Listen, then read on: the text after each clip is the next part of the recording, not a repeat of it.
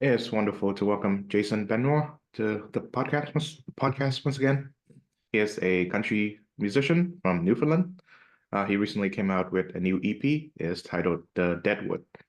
Jason, welcome to the show. How are you? Doing great, man. Thanks for having me. All right. Yeah, I just listened to the EP. It's wonderful. And Thank you. it's somewhat different from the your album Time Traveler. So I wonder was the creative space that gave birth to The Deadwood something different from the one that gave birth to the Time Traveler album.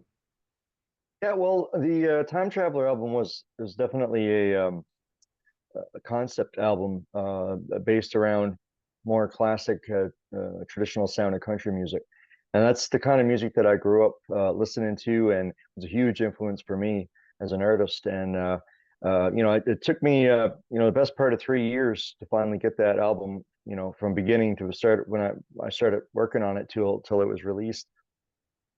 To get that out to the world. And I felt like I said pretty much everything I had to say in regards to the more country, classic country sound and music. And theme. So I decided, you know, when I started working on the Deadwood album, I'm like, okay, what haven't I said before that I'd like to say now? And being from the East Coast of Canada, um, a little more folk inspired album seemed to fit into the music, all the another side of the music that I grew up listening to.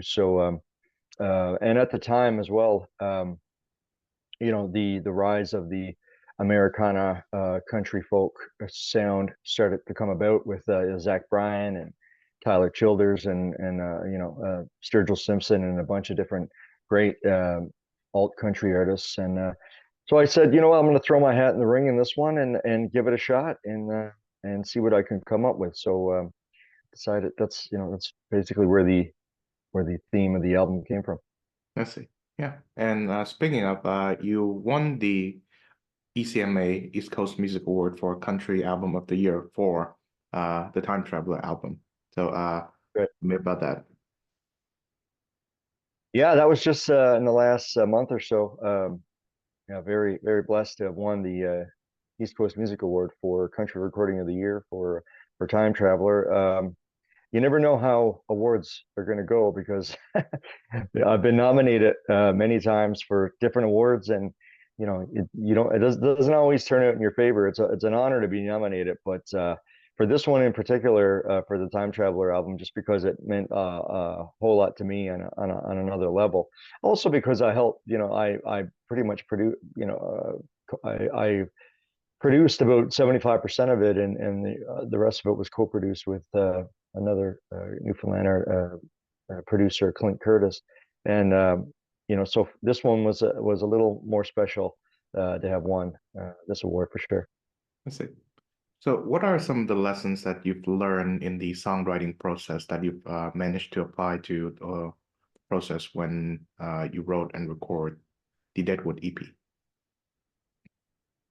For me, I think everybody writes differently, and I definitely write in a different way in regards to having the motivation to write. Some people can write every day, regardless if they're working on a new album or not. And for me, I can, but I like to have a deadline and something to work towards. It really helps me write a lot better. And it's always been that way for me. It just seems to open the creative, channels in my brain a little more, and things just start to flow once I open it. And I'm very blessed to be able to have that ability. And but yeah, definitely different for me because I you know I don't think I write the same as everyone else, and also I don't do a lot of co-writing, not because I don't like it. I just don't think I'm very good at it. So so I find like music will just come out of the blue, an idea or a melody or something. I could be doing anything. I could be walking or driving or So it's really hard, I think, more so for me personally to co-write with other artists for that reason, because I just don't know when the idea is going to pop up. So th this album was basically the same idea. But there's a couple of songs on the album that were a little different, and that's 25 to Life and Chicago, which I actually had written um, the first version of those songs way back, I think probably, geez, that would have been probably 15 years ago. So I had those and I always loved them, but the versions that I had were definitely not versions that I thought would, be marketable. So I reworked them and changed the lyrics here and there and the melody and they ended up, the way they are on the album. But other than that, the rest are, were written basically that in that way, and that's just pretty much off the cuff, out of the blue kind of thing. Mhm. Yeah. So in regards to the title of the EP, I wonder, was that based on the Western TV series Deadwood, or No, something else? no, actually, no. I mean, Deadwood is the parts of a tree or something Yes. that's dead, basically. So that's the part of the tree that you need to prune away to help the tree grow. And I felt like as an artist, that's for me, I think that was a part of it. It was kind of releasing part of another part of my musical inspirations uh, to the world to help myself grow as an artist a I see. little bit more. Mhm. So in regards to those deadlines that you mentioned, are they self-imposed or are they external? Mainly self-imposed. I've released in the music myself. I don't have a record label. I have a distribution label, Jaybird Artist Group, who distributes through the Orchard.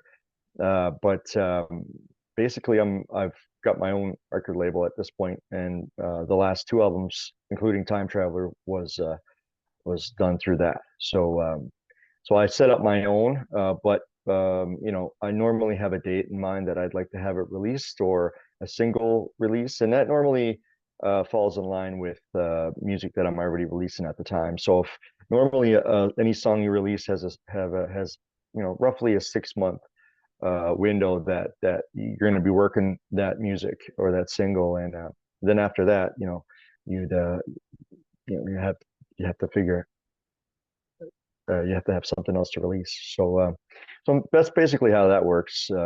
Just around then. Mhm. I'm sure being an independent artist must means that you have a tighter and busier schedule than, say, if you're signed. Yeah, it's totally different. I mean, and it's incredibly liberating at the same time because you're not tied to what a label thinks you should do. I mean, it's great to have a label for uh, because they give you direction and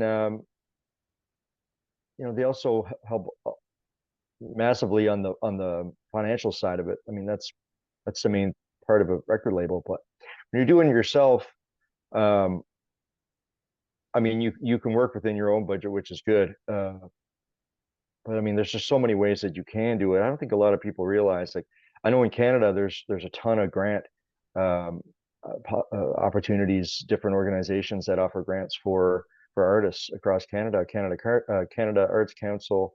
You've got provincial grant opportunities. Like for me in particular, we got Arts NL and we've got Music NL and like there's just so many different and Factor, of course, and just so many different opportunities that I don't think a lot of artists realize that they have. Actually, it took me a long time to figure it out myself. I've been doing this professionally for almost 12 years now. So you do tend to learn things along the way, but that normally you wouldn't know at the beginning. And I think that's one of the big reasons for me to have kind of shifted towards doing my own thing. And uh, I'm going to work towards building the label a little bit more over time now.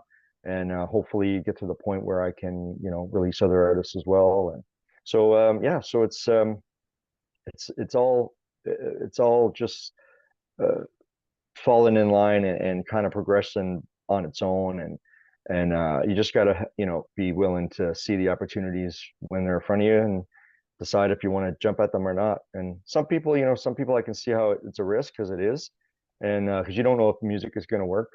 Uh, you don't know if it's going to catch on and get added to the places you want to get it added to, like the streaming platforms or radio or Sirius XM or anything like that. And that is a risk, but I mean, I think it depends on the project and I mean, pet projects, and things that mean a lot to you.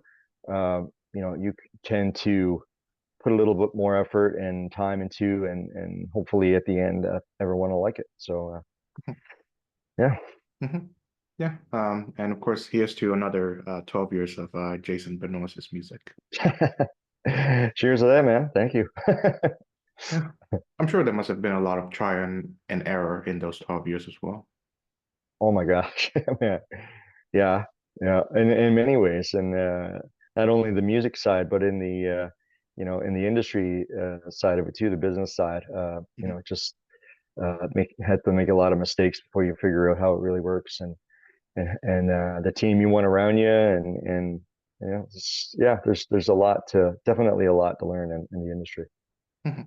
Yeah. You describe your songwriting process as somewhat solitary. So I wonder, has it always been that way? No, not really. I mean, like for Time Traveler, I co-wrote the majority of that album with my friend Jerry Foote, who's actually he actually uh, helped fund the album, and sort of my co-partner on the label side of it, BMV Records. So I had him a lot of it, but that's different, I think, in a way, because he's not technically an artist. He's a very artistic guy, and but he's not a songwriter, and he plays guitar and he sings, but he's a very artistic guy. And we were just sitting around having some fun when we wrote that one, having some beers and just enjoying the summer, and then the songs would come up uh, as they would, right? And then we'd write them, and he'd toss lines at me, and if it worked, it worked, and then or I'd change a little bit, and things like that. So it's that was more of an organic way to co-write, which I really like. I'm way more about the organic co-writing rather than a forced co-write, which on a Zoom, which I think there's a lot of pressure behind it as to how, are you going to get a good song? Are you going to be able to deliver when they need you to deliver? And that side of it for me is has always been, not enjoyable. Uh, it's a little more pressure, and again, some people love that and some people are great at that, but to me that's not one of my strong suits. So I tend to try to lean on what I do best, and if that, the majority of that is solo writing, or people that I trust, and I'm a friend with, and I think they can give me good input on making my music better. So it's just a little different. Mhm. So, do you find that most of the inspirations behind the songs that you end up either writing or recording, do they come spontaneously? Yeah, definitely. I mean, like, I'm sorry, could you say the first part of that question again? Yeah. So, the inspirations behind the song, so do they come spontaneously, or do you come up with them like deliberately? A lot of people write from song titles, and I've never been one to do that. You get some of the best songwriters in the world writing that way in regards to having a Mhm. strong song title first, and that works. I mean, that's great. And if I do have a good title in mind, I will write that way. But the majority of the time, um, it doesn't work that way. It's really just a melody. I'll start with a melody, and put in some gibberish syllables in there and then fill it in later, like fill it fill it with words. And then um, I've been lucky doing that so far. I mean, my top 10 gold single Gone Long Gone was written that way. So um I mean it works both ways. So I think if you can do it and do it right, then it's fine. But no, definitely there's a lot to be said about having a structure and a song title before you start. But I haven't really I haven't found that really important for me personally. But and maybe if it was more important, I'd probably be a more successful artist. But I'm pretty happy with the writing, and I enjoy it, and the creative process of it, and I kind of like the system that I have set up now. So. Mhm. So the music comes first and then the words fill in after. Yeah, yeah, definitely. Yeah. The majority of the time, that's how it works. Like for Gone Long Gone example, I've got actually still got recordings driving in my car. Like I used to have a half-hour drive to work and back every day. And that's when I used to, when it's something about driving, I think, and I've heard this from other people too, is that when you're driving, you've got, your one part of your mind is concentrating on the road, and so it kind of leaves the other part of your mind free to wander a little bit, and it just kind of opens up a little bit more. So definitely had there's so many times like that I come up with ideas that way. Mhm. Yeah. I got to know through doing this show a lot of country artists from different regions of Canada. I think Alberta and Ontario have some pretty vibrant country music Oh scene. yeah. And I Mhm. wonder, based on your experience, say being exposed to their music, is there a regional difference in country music in the regions of Canada? Oh yeah, for sure. I think country music in Canada as a whole is huge, as just like anywhere else. But definitely the more you move west, you get more country, I think, infused in the culture itself. Like, for Mm, example, yeah. Calgary. I mean, that's just part of the culture there, and that's because they have a lot of farming out that way. A lot of, that's a huge part of their lifestyle, right? So it makes sense. And Ontario as well. I mean, a ton of farms in Ontario, and just that kind of living. And I think it's and it's very when you move east. I mean, there's a big country uh, following here as well, but I mean, not near as we're more based around the ocean than the fields, so it's just a different vibe. And I think older country on the East Coast goes over hot better than newer country myself. Um, but again, radio stations. We've got we've got one country radio station here in Newfoundland, but there's some in Nova Scotia and New Brunswick as well. But yeah, I think further you go west, the more there's more people too, which what makes a difference. But yeah, Newfoundland's for me. I mean, country has been my life ever since I was a kid, and that was the main music that I listened to growing up. And at the time, we also we had like CMT on TV, which was a big deal too. And I think that a lot of that's changing. It's just there's um, so many more options now to get your music, which is good.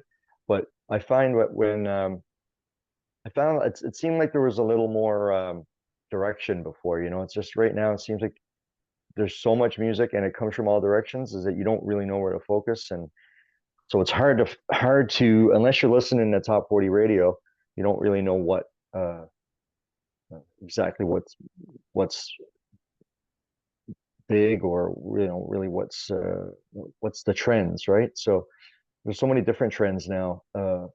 Just you could be any type of artist you want, which is good. uh, I find sometimes that can lend to losing focus a little bit too. Mhm. Yeah. So I suppose in the western parts of Canada, country music is like a culture, whereas in the eastern part, it's more of like a scene. Sure, definitely. Yeah. Yeah, Yeah. it's way more like well, East Coast is, especially Newfoundland, has its, it's more like Celtic folk music. That's the big thing, as opposed to Calgary, which is country music, which is the big thing, right? So it's definitely uh, more prevalent out west. Mhm. Yeah. A lot of Canadian country musicians I talk to, even the ones from the western parts of Canada, they wanted to move to Nashville, perhaps on a semi-permanent or fully permanent basis. So I wonder, has that calling been sounded to you yet? For sure. I mean, I've been down there a lot. 2017, 2018, I was down for months at a time. I mean, I had meetings with, Big Machine and Big Loud and like big labels. And uh, but from what they were telling me is they really want you to live there in order to get signed. And for me, I've got a wife and three kids, Mhm. and that was always a going to be a tough one for me because I mean, as an artist, I can go and leave anytime and do shows anywhere, but my wife and my kids will always be at home. So I needed to make sure that they had a solid, support base uh, for while I'm gone. And if we just up and moved to Nashville, uh, they wouldn't have that. So I didn't feel like that was fair. Uh, and so being here in Newfoundland, uh, we're next to her family and my family. So, if I'm gone for a month, then she needs help. She's got people there to help her, and like grandparents and whatnot. So, uh, for me, that's incredibly important because if she's not happy, then I'm not going to be happy with whatever I'm doing. So, yeah, I mean, that was just a little trade-off, but I don't think it in the long run. I mean, I would never have done it any differently. I stand by this decision till the death. And another thing too is financially, it's cheaper to live here than it is in Nashville and in cities. And like even through all the COVID stuff and all that, I mean, we were thanking God that we were living here rather than in cities because that would have been brutal. Because I live on a town of 200 people on the coast of Newfoundland, so so you didn't have to worry about distancing too much because you were permanently distanced from everybody. So yeah, so I mean, there's trade-offs, of course. I mean, you can advance further in your career if you're living in Nashville and you're doing your thing. If I was young and I wasn't married and had kids, I definitely would have moved down there. But I mean, just I got married young to my wife. I met her young, so that wasn't something that I thought was necessary. Mhm. Yeah. So your family keeps you grounded in a way. Oh, 100%, definitely. Yeah, Mhm. yeah, definitely. Sorry. Yeah. Yeah. So tell me more about your radio show, That's Country. Yeah, that was something that started in September of last year, and the country is a community radio station out of Corner Brook, Newfoundland, called Bay FM.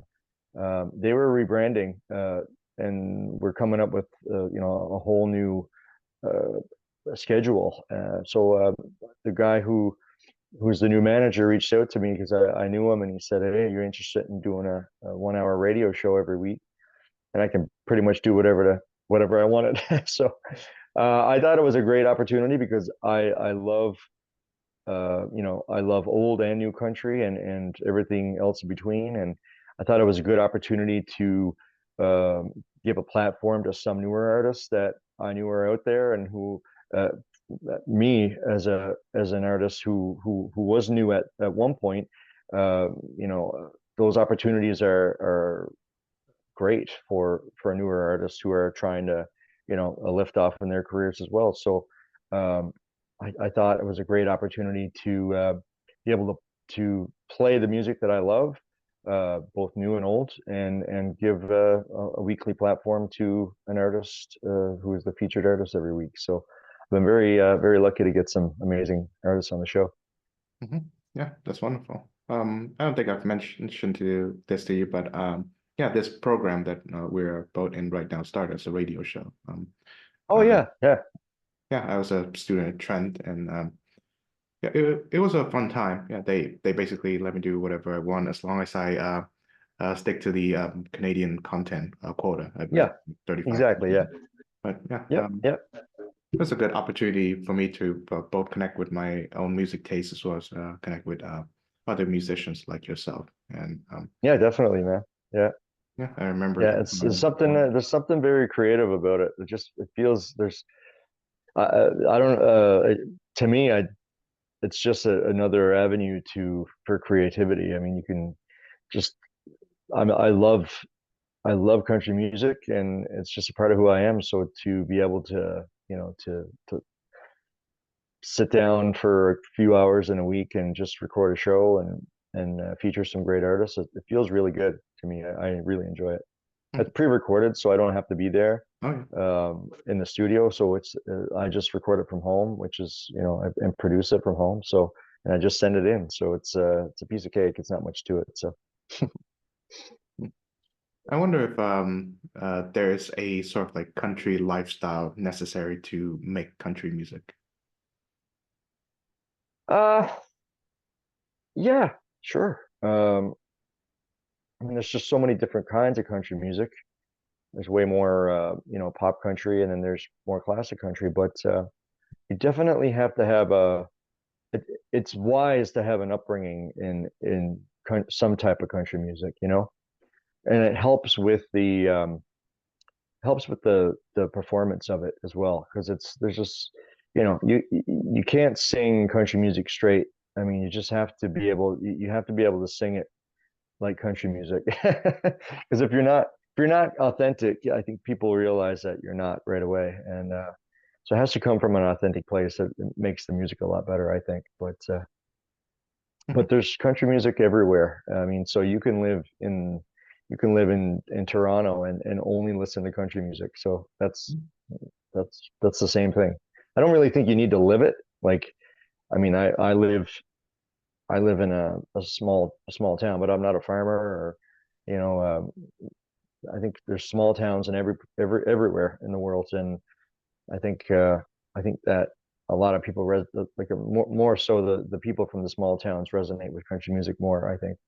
So because it's just a little slower way of life and a little different lifestyle, and I think that's why they like it. And so yeah, I don't think it makes a difference where you live, or as long as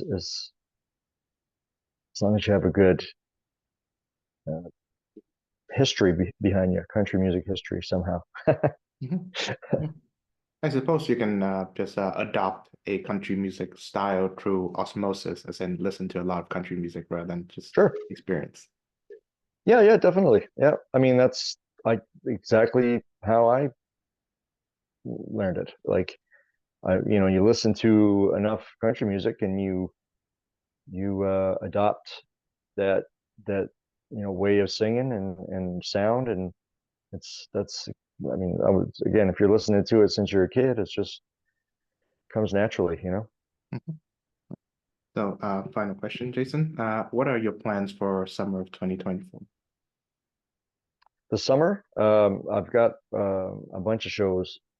Uh, Anybody can check out my touring on my website, jasonbemomusic.com. But yeah, I've got a ton of shows coming up, and also I'm beginning to work on another project. So Mhm. it's the next project is going to be a little more modern country sounding. I've the last two albums, the Deadwood well, I've got a single coming out on the 14th going to radio from the Deadwood. Uh, but they're definitely concept albums, and I'm gonna be dipping my toes back in the pop country sound. So I'm working on that now, and be working on that all summer. All right. Yeah, I'm excited to your new project. Thank you very much, Jason Benoit, for joining the show. Thanks for having me.